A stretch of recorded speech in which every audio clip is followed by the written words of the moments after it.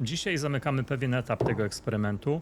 Sprawdzimy olej po przebiegu 6500 km w warunkach letnich oraz po przebiegu 4500 km w warunkach zimowych. Zestawimy to wszystko z poprzednimi wynikami i spróbujemy odpowiedzieć na pytanie, które wielu z Was zadaje od pierwszego odcinka. Jaki interwał ma tu w ogóle sens i czy da się to jeszcze uratować doborem oleju?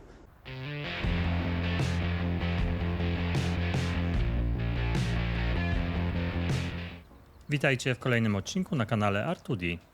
Wracamy do eksperymentu, który od samego początku nie daje nam spokoju. Ten sam samochód, ta sama jednostka napędowa i kolejny etap, który ma odpowiedzieć na jedno kluczowe pytanie. Czy da się zapanować nad degradacją oleju w tym silniku?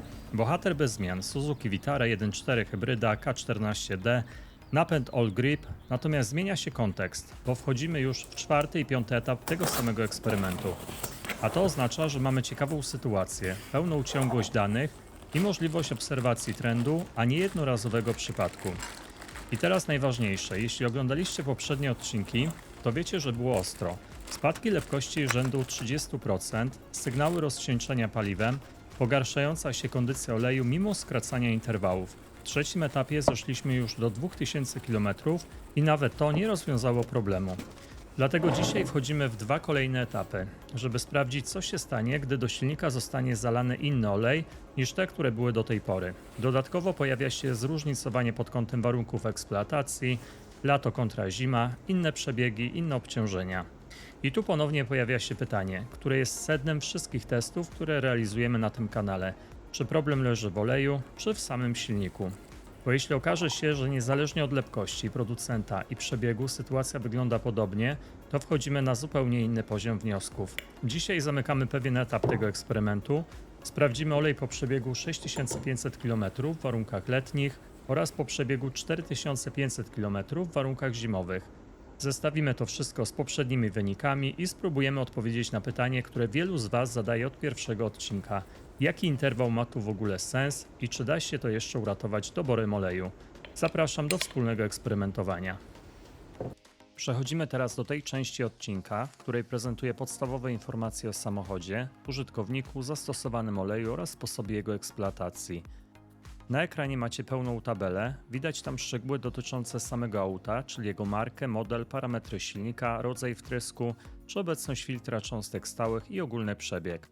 W drugiej kolejności widzimy podstawowe informacje o właścicielu i jego podejściu do serwisowania, gdzie mieszka, jak często stara się wymieniać olej i czy przy tym bierze pod uwagę nie tylko przebieg, ale też czas, czyli liczbę miesięcy. W kolejnej części tabeli znajdziecie dane dotyczące samego oleju. Zapisane są tam klasy lepkości i jakości, ewentualne aprobaty producentów samochodów, no i to, czy do tego oleju był dolewany jakiś dodatkowy preparat. W tym miejscu przedstawione są dane niezbędne do identyfikacji bazy olejowej zastosowanej w analizowanym produkcie. Kluczową rolę odgrywają tu numery CAS, Chemical Abstract Service, przypisane do poszczególnych składników chemicznych oleju. Na ich podstawie można określić, do jakiej grupy baz olejowych, API od 1 do 5, należą wykorzystane komponenty. Sposób interpretacji numerów CAS oraz metoda przypisywania ich do konkretnych grup bazowych zostały szczegółowo omówione w dwóch osobnych materiałach wideo, do których linki znajdziecie w opisie filmu. Zachęcam do zapoznania się z nimi, aby lepiej zrozumieć proces identyfikacji bazy olejowej na podstawie danych z kart charakterystyki. Na ekranie wyświetla się teraz informacja, do jakiej grupy bazy olejowej przypisałbym analizowany olej na podstawie zidentyfikowanych składników. Jeśli w publicznie dostępnych źródłach, w szczególności na branżowych forach i portalach poświęconych analizom olejowym, znajdują się raporty z badań tego konkretnego oleju, również zostaną one w tym miejscu wyświetlone jako materiał uzupełniający. Następnie mamy blok poświęcony typowej eksploatacji w trakcie tego interwału.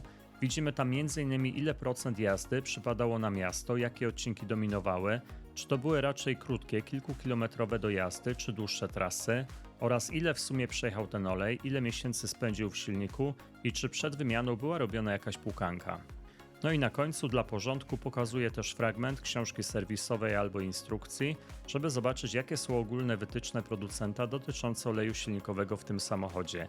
To nam pozwala sprawdzić, czy zastosowany olej był zgodny z tym, co przewidziano fabrycznie, czy może właściciel świadomie wybrał trochę inną specyfikację ze względu na swoje potrzeby. To tyle w tym naszym stałym technicznym segmencie. Dzięki temu mamy już pełny kontekst, wiemy jaki olej został użyty, w jakich warunkach pracował i co zaleca producent. Dzięki temu łatwiej będzie później zinterpretować wyniki badań, które za chwilę Wam pokażę. Przechodzimy do badań laboratoryjnych. Na początku 3 testy lepkościowe. Pierwszy dla próbki oleju świeżego, to będzie przypomnienie z odcinka numer 273. W dalszej kolejności 2 testy dla przesłanych próbek oleju przepracowanego. Zapraszam do wspólnego eksperymentowania.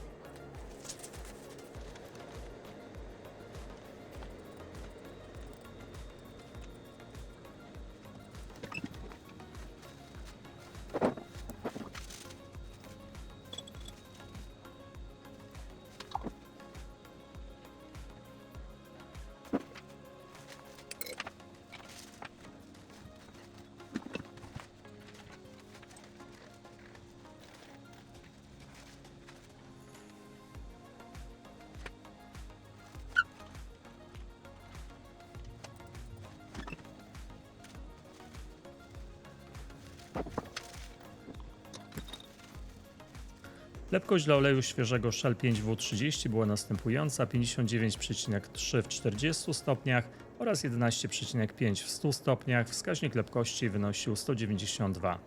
I w ramach powtórzenia tego, co mówiłem w odcinku numer 273, sprawdziliśmy zgodność z deklaracją producenta, odnotowaliśmy zadeklarowane zakresy. Mimo że przedziały są dość szerokie, to zmierzone wartości do nich nie trafiają. Przechodzimy do pomiaru lepkości oleju przepracowanego. Na początku próbka z przebiegiem 6500 km. Zapraszam.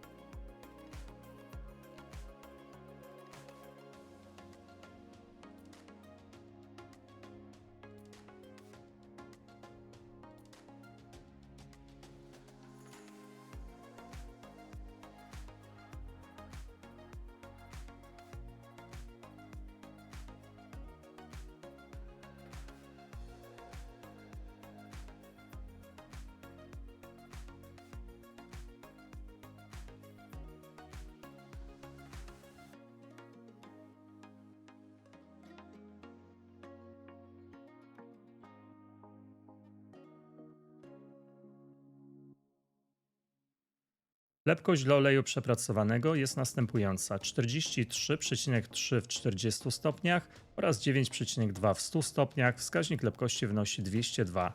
Zmiany procentowe za chwilę. Przechodzimy płynnie do drugiej próbki oleju przepracowanego z przebiegiem 4500 km. Zapraszam.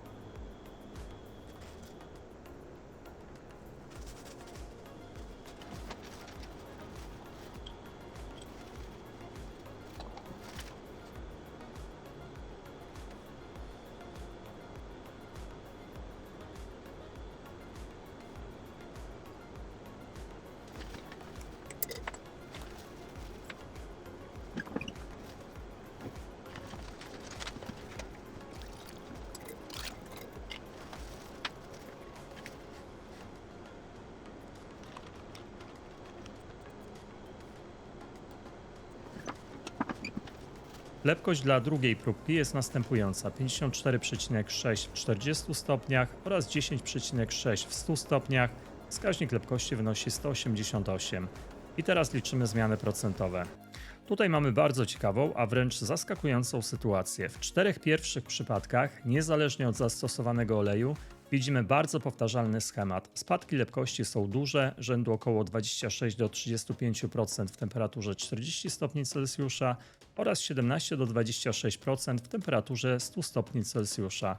To dokładnie ten sam poziom degradacji, który obserwowaliśmy w poprzednich etapach. Innymi słowy, przebieg 6500 km ponownie kończy się dla tego silnika w bardzo podobny sposób, niezależnie od oleju. Natomiast ostatnia próbka wyraźnie wybija się z tego trendu. Spadki lepkości są niewielkie, około 8%, czyli poziom absolutnie akceptowalny. To pierwszy przypadek w całej serii, gdzie olej zachowuje się tak, jak można by oczekiwać w zdrowym układzie przy tym przebiegu. I teraz najważniejsze, czy to oznacza, że problem został rozwiązany? Cały czas zagadkowy jest 4. etap badań dla tego samochodu. Musimy uwzględnić niepewności związane z samą procedurą wymiany oleju. Olej, który badamy, Shell 5W30, był zalewany w warunkach serwisowych ASO. Istnieje duże prawdopodobieństwo, że nie doszło do pełnego spuszczenia poprzedniego oleju 0W20. W takiej sytuacji mogło dojść do wymieszania obu lepkości, co mogło sztucznie zaniżyć lub zaburzyć końcowy wynik lepkości i jego zmian w trakcie eksploatacji. W ostatnim 5. etapie ten efekt najprawdopodobniej już nie występował, układ był ustabilizowany na jednej klasie lepkości, co mogło przełożyć się na znacznie bardziej wiarygodny i co widać zdecydowanie lepszy wynik. Ale to tylko moje przypuszczenia, poddaję te wyniki pod dyskusję. Podsumowując test lepkościowy, mamy pierwszy pozytywny sygnał w całym eksperymencie, ale trzeba do niego podejść bardzo ostrożnie, może on wynikać z realnej poprawy doboru lepszego oleju, ale warto mieć na uwadze, że przypominam, wymiana była wykonywana w ASO, więc nie mamy pełnej kontroli nad tym, co dokładnie zostało zalane do silnika. Teoretycznie powinien to być ten sam olej, ale w praktyce mogła to być inna partia produkcyjna, inna seria, a nawet minimalnie różniący się produkt w ramach tej samej specyfikacji. To również może mieć wpływ na końcowy wynik i częściowo tłumaczyć rozbieżności między etapami. Jak widzicie, w testach, które dotyczą realnej eksploatacji w warunkach rzeczywistych, trudno o jednoznaczne wnioskowanie. Przechodzimy do kolejnego etapu badań, test bibułowy. Użyjemy testu IDEA od MCU oraz testu wewnętrznego R2D w opcji z 3 bibułami. Zobaczcie, jak wyglądała aplikacja kropli na test oraz kilka zdjęć zrobionych po określonym czasie.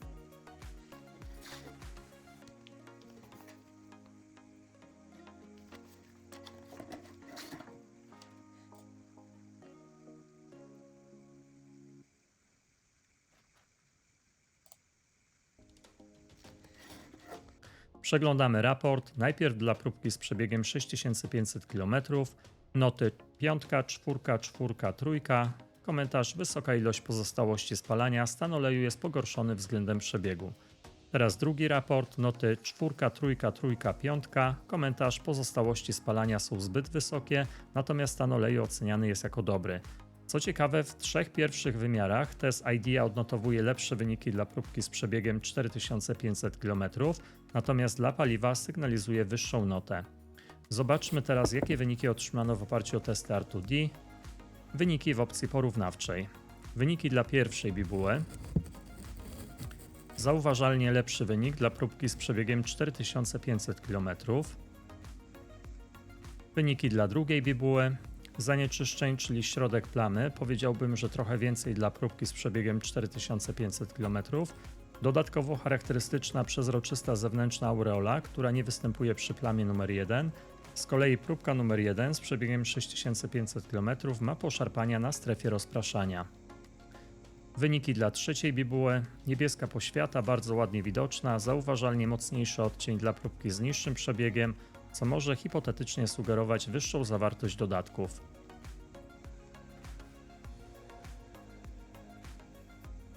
I jeszcze na końcu 1:1 porównanie testów IDEA. Moim zdaniem nieco więcej zanieczyszczeń ma plama po prawej stronie, plus ponownie tutaj też widoczna jest ta zewnętrzna, przezroczysta aureola.